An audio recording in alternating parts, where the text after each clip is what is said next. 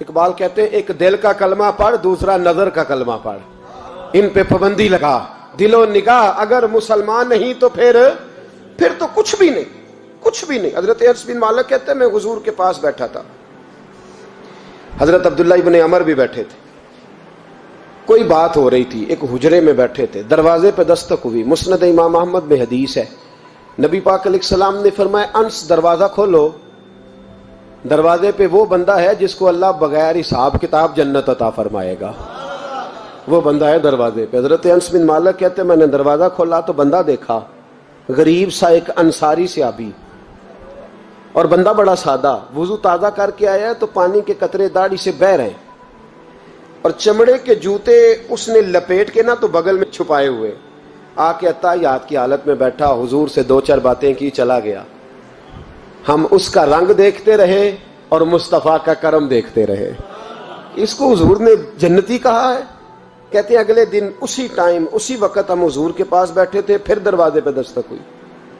हुजूर ने फरमाया दरवाजा खोलो, दरवाजे पे वो बंदा है जिसे अल्लाह बगैर हिसाब किताब जन्नत अता फरमाएगा, बगैर हिसाब। कहते हैं दरवाजा खोला और जैसे ही मेरी नजर पड़ी, बंदा भी वही है जो कल आया था, और अंदाज भी वही है जो कल था, उसी तरह पानी के कतरे, उसी तरह जूते बगल में।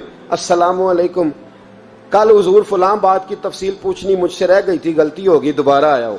उसने अपनी गुफ्तगू की, चंद जुमलों में बात समेटी, चला गया। फरमाते हैं इत्तेफाक की बात के दिन तीसरा, बंदे भी हम दोनों, मैं और अब्दुल्ला इब्न अमर। हजरत अनस बिन मालिक कहते हैं दोनों बैठे थे, सेम टाइम सेम डे। फिर दस्तक हुई, हुजूर ने फरमाया दरवाजा खोलो, और मुस्कुरा के फरमाया दरवाजे पे वो बंदा है जिसे अल्लाह बगैर हिसाब किताब जन्नत अता फरमाएगा। कहते हैं खिल उठे हमारे चेहरे, बाहर गए, दस्तक हुई थी, दरवाजा खोला। फरमाते मुझे यकीन था वही होगा जो 2 दिन पहले आया था, और मेरे यकीन के मुताबिक ही काम हुआ, वही बंदा था जो कल भी था, जो परसों भी था। हालत और कैफियत और अंदाज भी वही था। पानी के कतरे बह रहे हैं और उस शख्स ने जूते बगल में दबाए हुए खिदमत में हाजिर हुआ, बैठ गया, बातचीत की, चला गया। हजरत अनस बिन मालिक कहते हैं थोड़ी देर हुई तो हुजूर भी तशरीफ ले गए। हजरत अब्दुल्ला इब्न अमर मुझे कहने लगे यार वैसे कितने इसके नसीब हैं, कितने नसीब हैं। कोई आया लेके चला गया, कोई आया लेके चला गया, कोई उम्र भर भी न पा सका।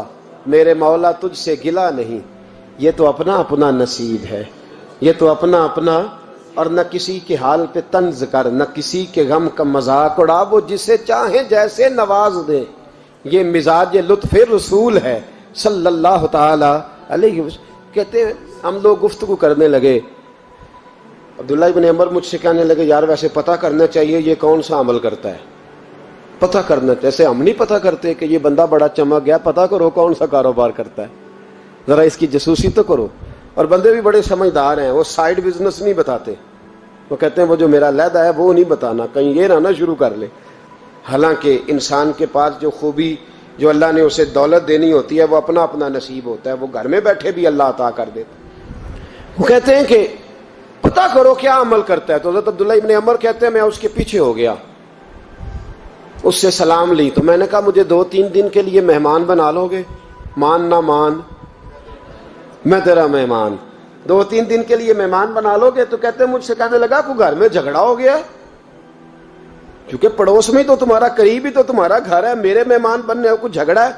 तो मैंने कहा चलो ऐसे ही समझ लो, पर मुझे मेहमान बना लो। कहते हैं मैं 3 दिन और 3 रातें उस शख्स के साथ रहा। वो कितना सदका करता है मैं नोट करता रहा, नमाज कितनी पढ़ता है उसका क्या, मैं चाहता था कि वो अमल मुझे मिले। इसकी बरकत से मुस्तफ़ा ने इसे 3 मरतबा जन्नती फरमाया है, ताकि वो कैफियत मुझे भी मिले। हजरत अब्दुल्ला इब्न अमर कहते हैं कि मैंने कोई खास चीज नहीं देखी, वो इशा पढ़ता तो फजर तक बिस्तर पे करवटें लेता, और मैं अल्हम्दुलिल्लाह उठ के तहज्जुद भी पढ़ता, नवाफल भी पढ़ता। कहते हैं वो 1 सिपारा पढ़ता, मैं 3-3 पढ़ता।